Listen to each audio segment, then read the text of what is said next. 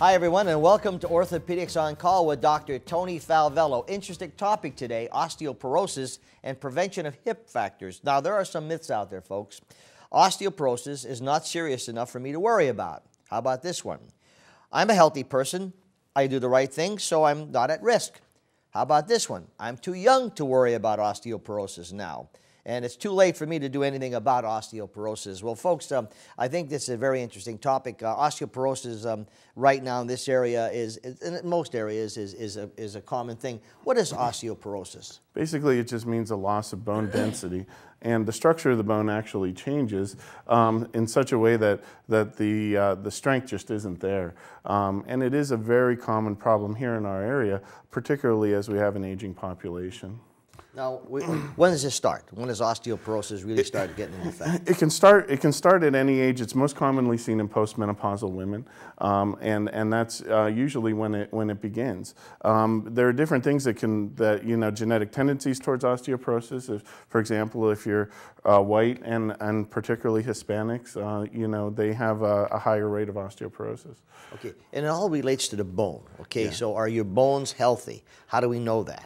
That's difficult to say. Usually we know that if you're young, you're active, your bones are pretty healthy. It turns out that exercise, weight-bearing exercise, is what leads to building bone. And there's an old principle in orthopedics that says that, if you stress bone, it reacts by building itself. And that is true in osteoporosis. The unfortunate thing is, after age 30, we lose that ability to build bone as efficiently. So what do we do?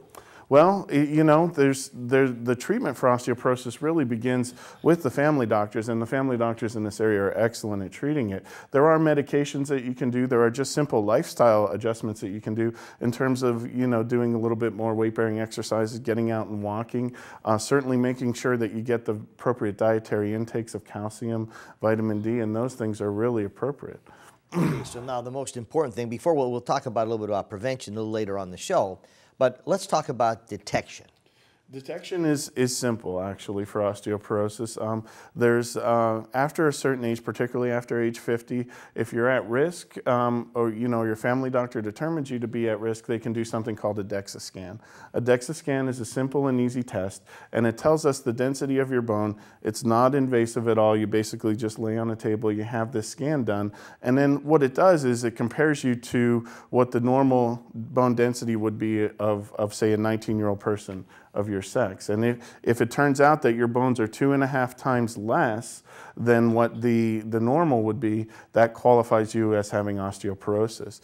Anything less than that is what we term osteopenia. It's just a definition. Okay, now I noticed when you're looking at bone mass density here, okay, it says if you have type 1 diabetes, liver disease, kidney disease, and family history, okay? How does that relate to osteoporosis? All of those things are things that can put you at risk for getting osteoporosis, and particularly getting it maybe even at a younger age than typically is seen in postmenopausal women. And obviously the whole goal here with osteoporosis, and the whole point of the show, is to educate people so that you get appropriate treatment, because once you get osteoporosis and you get to that point, it's kind of too late. Then you're at risk for fractures and things from simple falls that can really change your life, and sometimes even be deadly. Now you mentioned about this density, this mass density thing. When should someone go for that test? Right. That's usually determined best by talking to your family doctor, but in general, they say about age 50 or older, and postmenopausal women, and if you have one or more risk factors for osteoporosis, that's when it's most appropriate. So what would be the symptoms? I mean, like I put some myths here, like, I feel healthy, Yeah. I really don't think there's anything wrong, Yeah. So would I go to a doctor and say I want a density test? I mean, I don't know. Yeah, unfortunately, that's the problem. There are no symptoms. Okay, you don't know it until it's too late. You don't have pain preceding it. You don't you know, get this awkward feeling of, hey, my bones don't feel as strong as they used to be. You don't know it until you fall and you have a bad fracture. So discussing it with your family doctor or with your orthopedic doctor is really appropriate, and saying, hey, you know, my mother had it, or my sister has it, and you know, could I be at risk for this? Sometimes a simple X-ray can tell us. You know, we can look at an X-ray, say if you come in for arthritis, and we look at your knee, and we'll say, hey, you know, your bones look a little soft, or, you know, a little what we call osteopenic. Maybe you should be tested for this. Unfortunately, usually by the time it gets to an orthopedic surgeon, you've already had a fracture and it's too late. So I guess prevention here with the you know, you're looking here at building strong bones in childhood, a balanced diet rich in calcium and vitamin D. I mean, these are areas that we should be looking at. Definitely. It's ironic. Well, it's not ironic, but there's probably no coincidence that if you're young and active and healthy when you're young and you do exercise, that these people have lower incidences of osteoporosis later in life. But the thing is that, you know, the diet is most appropriate. A diet rich in calcium and vitamin D. And vitamin D is important because it helps your bones absorb calcium. We all know calcium is good for bones. You drink your milk, you get strong bones. But you know, it's having, if you're not getting vitamin D with that calcium, you're not absorbing it, and so that's really important too.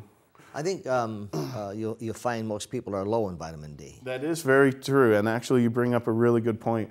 Vitamin D deficiency is much more common than we originally thought. It's being treated much more commonly now than it was even, say, 10 years ago, and that's another thing that a lot of the doctors in this area have been very good, I've seen, at testing for that. Vitamin D comes from two sources. It comes from the sun, and your body will produce it naturally, and it also comes from the products you eat, mostly dairy products. But if, you know, winter comes in and a lot of these elderly people, they don't get outside, or, you know, their diet suffers, they lose vitamin D, they become deficient. So what do they do? Then at that point, you just got to supplement it. You know what I mean? You sometimes we give a large dose once a month to bring them up to par, or sometimes, you know, we change their diet. You know, seldomly, unfortunately, we can't control the sun, but, you know, we do what we can. We can supplement that and sometimes delay the progression of osteoporosis. Well, Tony, here's the problem. When we talk about the sun, some doctors say the sun is not good for you, okay? Yeah. How much sun do I get, okay? And then some people can't take milk or drink dairy products. So, yes.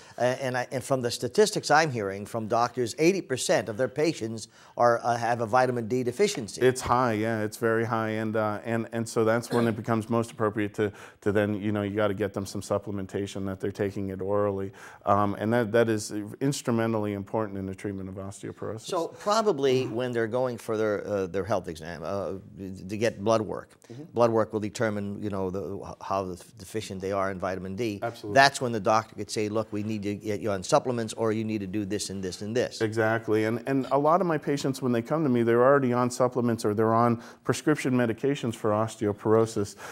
There are a few patients that sometimes will discuss it, and, you know, I'll have to put them on medication, but most of the people who see their doctor regularly are already being treated for it. But this, you know, I hope to inform everybody out there, if you're not seeing a doctor regularly and you're of risk, you know, it's something you should consider before you see me in the hospital because you broke your hip. So, yeah, we don't want that. Well, 50 plus is some areas that you really should be concerned about. Exactly. Okay, and, you know, and the family doctor will be able to determine that via blood test, okay? Folks, I'm talking to Dr. Tony Falvello. You're watching Orthopedics on Call, Coordinated Health campus in Hazleton, and that's where you can contact a good doctor. We'll take a break. We'll be back right after this.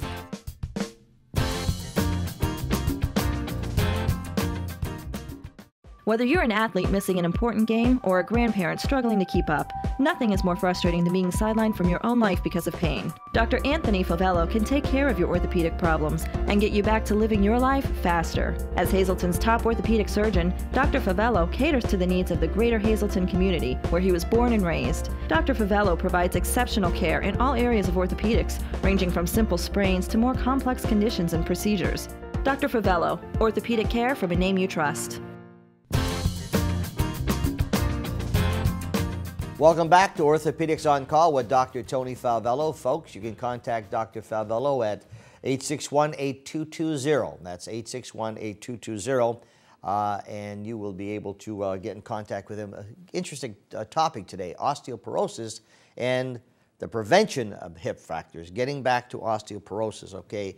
We know that when you hit 50, you should start looking into that, and your family doctor could guide you into that area. Definitely. Okay? Now, how very serious is that they should start looking into that, Tony? It's very serious in the sense that prevention is the key. Okay, once you lose bone density, there are very few. There's in fact only one that I really know of drug that can actually build it back up, and getting that drug paid for by insurance is difficult because it's expensive.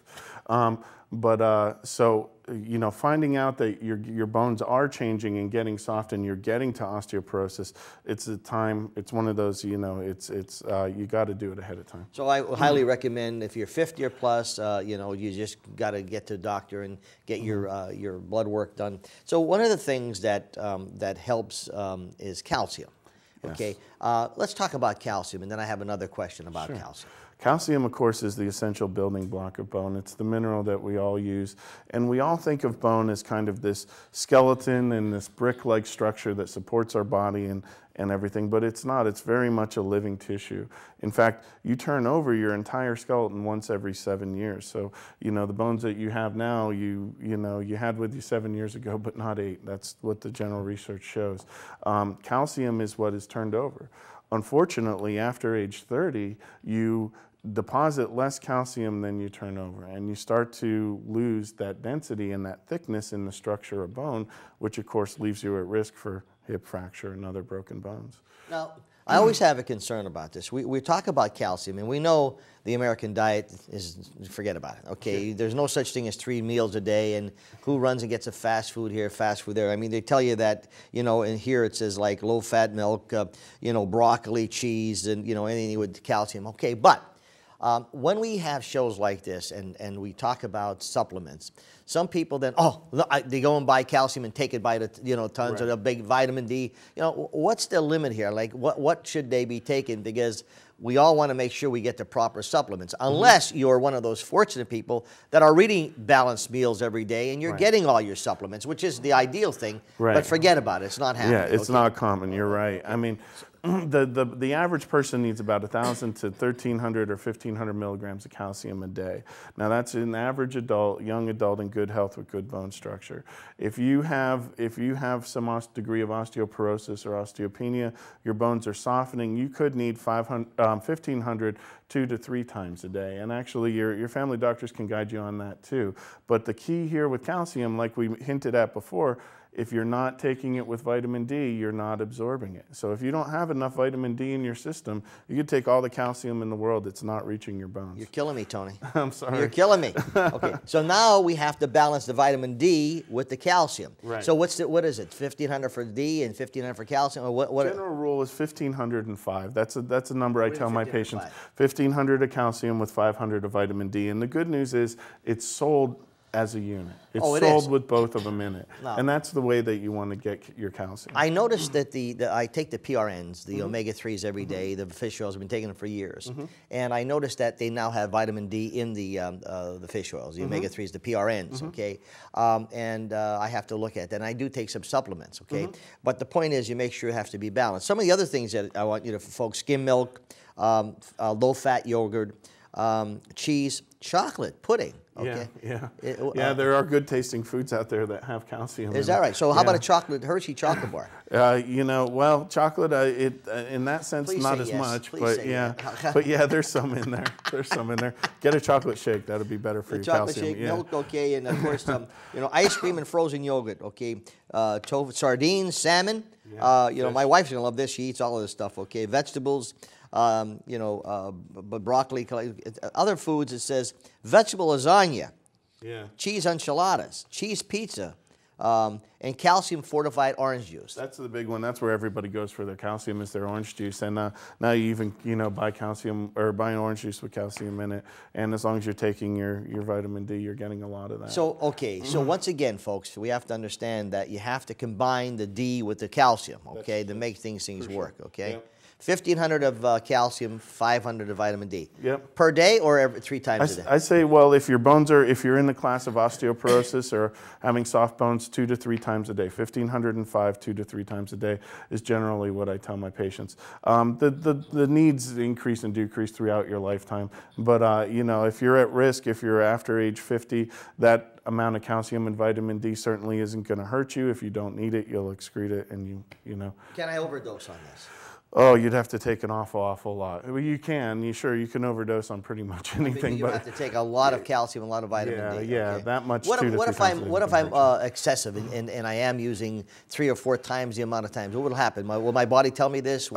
Sometimes, yeah. I mean, you know, will I pass out, hit my head, and then you get a concussion? Or well, no, you can get GI upset, you know, and you can get other symptoms. Calcium's important not only in your bones, but how your muscles regulate and how your muscles work, and in your cardiac muscle. And if you take a way too high of a dose, then those things can be affected. All right, now vitamin D, folks, egg yolks, all right, saltwater fish, liver. Okay, I love liver. Okay, and then now let's talk about exercise, because you hear all these different things about exercise. You know, some people go crazy at it and they're fanatics. Other people say, well, I don't have exercise, but I walk.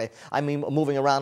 Like, what's the rule of thumb here? It doesn't take much, actually. The rule of thumb when it comes to osteoporosis is weight-bearing exercise. Now, that doesn't mean that you should go out and, and have our 80-year-olds doing bench presses, okay? I'm not suggesting that. But I am suggesting that, walking, okay? Walking is a weight-bearing exercise for your hips. And it's been shown that to help reduce the incidence of hip fracture. Light weight-bearing exercises for your upper extremities, 2 to even 5-pound weights, would be fine. And there's a lot of good therapy programs out there, and there's a lot of good programs that'll help keep you in a generally good condition. Okay, now another question. As we get older, we don't move as much as we should, and unfortunately, we gain more weight than we should lose. Okay, that happens. So now we have people who are maybe a little overweight, and it's a little bit harder for them, especially seniors. Okay, and you see that a lot. Okay, what do people who are a little overweight and they don't maybe not have the ambition, but they have that belly? Like I have a little belly that I shouldn't have. I have a lot. Yeah. But I'm saying, but seniors that and they're home. Right. They're watching the Sam Lesante Show, Orthopedics on Call, Law Talk, thank God. But what do they do? What should they do to at least get some kind of exercise to help them with their bones? It's difficult, particularly when you talk to senior citizens. It's really dependent upon the individual, because they can have a lot of other things wrong with them. If you have a horribly arthritic hip or knee or spine or back, you're not going to be able to get as much exercise. So in that instance, I say talk to your doctor, because in that instance you want the experts involved, you want the therapists involved, and most insurances, including Medicare, are pretty willing to pay for that. Well, sometimes like I used to tell my mom, ended up in a nursing home, but the point is, before that, she would maybe move her arms a little bit, get up, walk around instead of sitting at the television for 3-4 hours. Just move, and do some things. Don't go crazy, right. But just move, because moving helps a lot. My wife's a firm believer in this, move around a lot and right. do those things. Oh, we are mobile creatures. We're not designed to sit still, and we know that the less we move, the sicker we get, and it's true in your bones. The less you move, the weaker they are. I guess the whole most important thing is the prevention part, okay, particularly with seniors. So 50 plus, get to your family doctor, know where your blood work is. Bone building checklist, okay. We maintain a calcium rich diet, get plenty of vitamin D. These are what Dr. Falvello is saying here, okay. Engage in weight-bearing exercise. Now, give me an example of that. Weight bearing, like I said, if you're talking about your legs, it's just walking. If you're talking about your upper body, it means getting a little bit of weights or picking up moving things. Even just keeping active, cleaning your house can be, enough weight bearing exercise. Oh, I'm good at that. Don't smoke, folks. Don't smoke, and limit your alcohol intake, okay? Instead of drinking 4 bottles of scotch a day, drink 2 bottles of scotch a day. No, I'm only kidding. Don't smoke. Here again, this smoke thing. I've been telling this for years, but you still see those people out there puffing cigarettes and. Yeah. I feel sorry. It's really bad for your bones. Yeah. It's terrible. It's terrible. Folks, I'm talking to Dr. Tony Falvello. You are watching Orthopedics on Call, 861-8220. When we come back, prevention of hip fractures. Now, hip fractures. Now, folks, when you're a senior, boy, you don't, you have that fall, boom, it goes like that. Thank God we have a good doctor like Dr. Falvello to fix them. But how do you prevent them right after the break?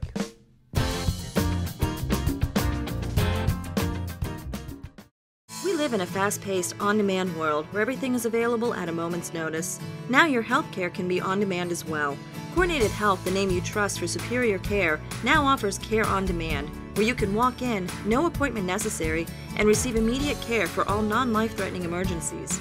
With specialists in primary care, orthopedics, cardiology, and women's health, and locations throughout the Lehigh Valley and Poconos, quality care is never out of reach. Coordinated Health, your prescription for better health. Welcome back to us, Orthopedics on Call with Dr. Tony Falvello. You can watch us, folks, on ssptv.com. Every show we've done, Orthopedics on Call with Dr. Tony Falvello, they get an education on a lot of things. Today, a very important subject, osteoporosis and the prevention of hip fractures. 861-8220 is the phone number. He is located here on the Hazleton campus of the Coordinated Health down at Churchill Mall. We're talking about osteoporosis. Before we get into the prevention of hip fractures, osteoporosis again is what? It's a weakening of the bone, and it happens as we get older, slowly progressive, not painful, and you don't even know you have it till it's too late and you break something. So when you hit 30 is when it starts going? It starts going downhill. Yeah. Okay, 50 years old, you really should get to your family doctor, find out what's going on. Speaking of that, 1.5 million fractures annually, folks. 300,000 or more are of the hip, okay? The 1 out of 4 osteoporotic hip fractures result in long-term nursing home care. One half of these are unable to walk without assistance, and 24% greater risk of dying within 1 year. So is it important? Absolutely. It's very important. Okay, so now we get into the area here, okay, symptoms and warnings. What are some of the symptoms and warnings? A lot of the ones that we hear ahead of time would be, like I said, you don't have any pain, but a patient will come in and say, I have a history of falls, Also, some of the things that may be going on is maybe you've broken a bone that wasn't your hip, you fell and broke your wrist, or you had a fractured rib, something what we call an insufficiency fracture. If you have a history of having an insufficiency fracture, meaning something that normally wouldn't fracture with a normal skeleton, you're also at a very high risk for a hip fracture. You have one here that I'm a little nervous about. Shorter than you used to be. I mean, I can't get any shorter. I mean, so what do you shrink after a while? You do, actually. We all do, particularly after about age 30 again. What they're getting at with that is in the spine. The discs in the spine, the gel in between the bones, they kind of shrink, but also the bones themselves can collapse, and you don't even know it. That can happen. That can happen. And if you have a fracture in the spine or something that you're shorter than you used to be, you're also at risk for hip fracture. Risk factors, folks. Okay, advanced age. All right. History of fragility, fracture. This is important, right? Right, what we just talked about, like fragility fracture, meaning you'd fall. Normally you wouldn't break something, but you broke your wrist or you broke your shoulder or something like that. And here again, family history. Mm-hmm.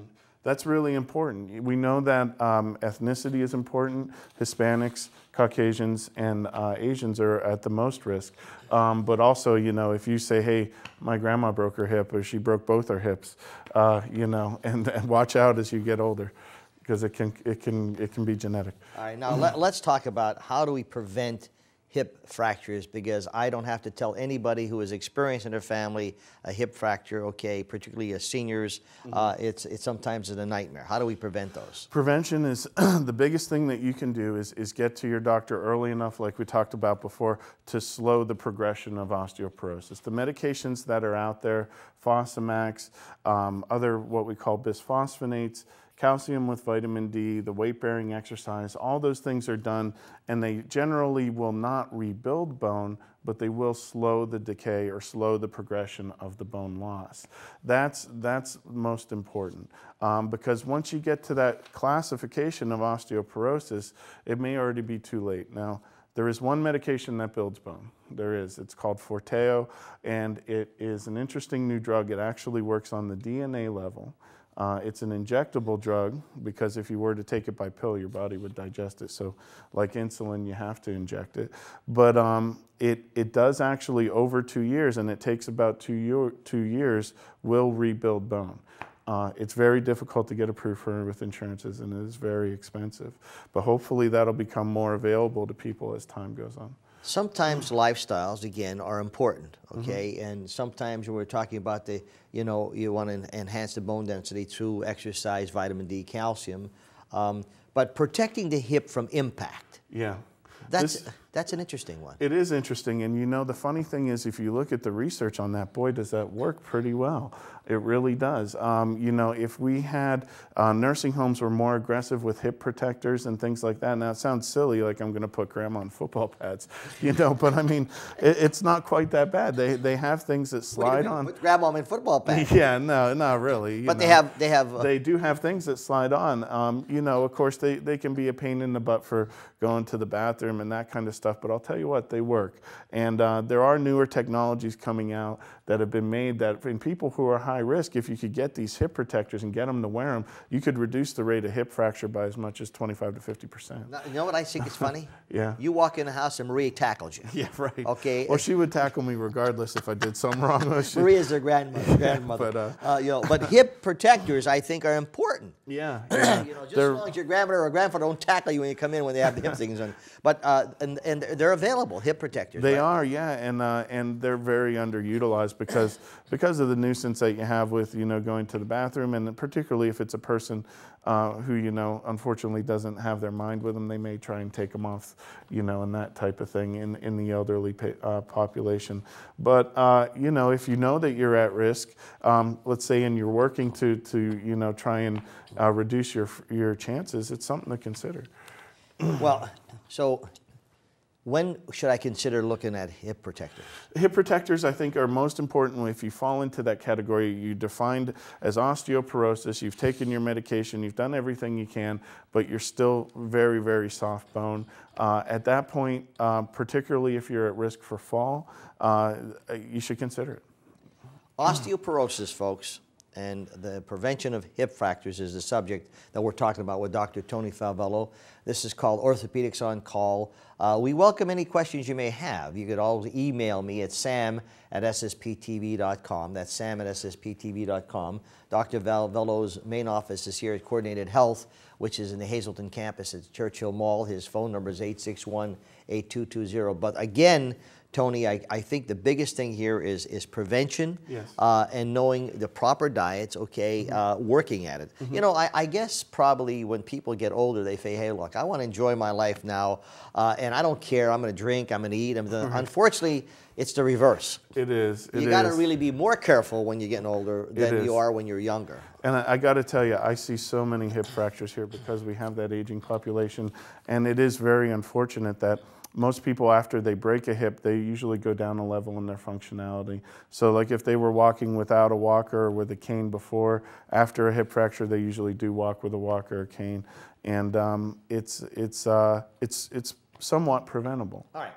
So I'm watching a show. I'm in my 60s. I'm early 70s. Thank God I've had fairly decent health. I take my vitamins. So what should I do? What do you recommend? If you have a history of it, particularly, I recommend that you talk to your family doctor about it. You can come in and see me. I'm happy to talk, to people about it, and we'll get the appropriate test because you don't know that you have it. You will not know, and finding out early is the key to treatment. So are there any symptoms, like a person who says, look, I feel good. I'm 68, 67, 73. I feel I could take the world upon. Most symptoms, actually, there's no symptoms in the sense of pain, but think a symptom is this. If you're, say, 60 years old and you fall and broke your shoulder, you may have osteoporosis, and it was never really discussed. You know what I mean? So if you've got that history of having a broken bone recently, you're really at risk. It's always the best thing is that the doctors are available today. Your family doctors are there. They're going to do your blood work. Make sure you have a balance between calcium and vitamin D, folks. And remember, Dr. Falvello is available to you. Great guy. Bedside manner is fantastic. How can he not be? He's a Falvello. 861-8220 for Orthopedics on Call. Anything in closing, Tony? No, it's just, you know, feel free to come in and talk to me about it if you're concerned about it. And he tells me he's signing autographs now. He's a big TV star. Yeah, you know, right. But your father said when your show gets more popular, Law Talk, you're off the show. Yeah, But I beat the both of you. You're more popular than Sam Lesante Sr. You both are off the air. That's true, that's true. It's a great opportunity to get information out, I think, Tony, to explain what's going on. I hope we did that. I hope that they learned something out there. They always do. Thanks as always. Folks, next topic, we always have interesting topics, but remember, get your blood work, get it checked, particularly your seniors, 60 plus. Don't wait till something serious happens. Contact Tony Falvello, Dr. Falvello, 861-8220. We'll see you next time on Orthopedics on Call.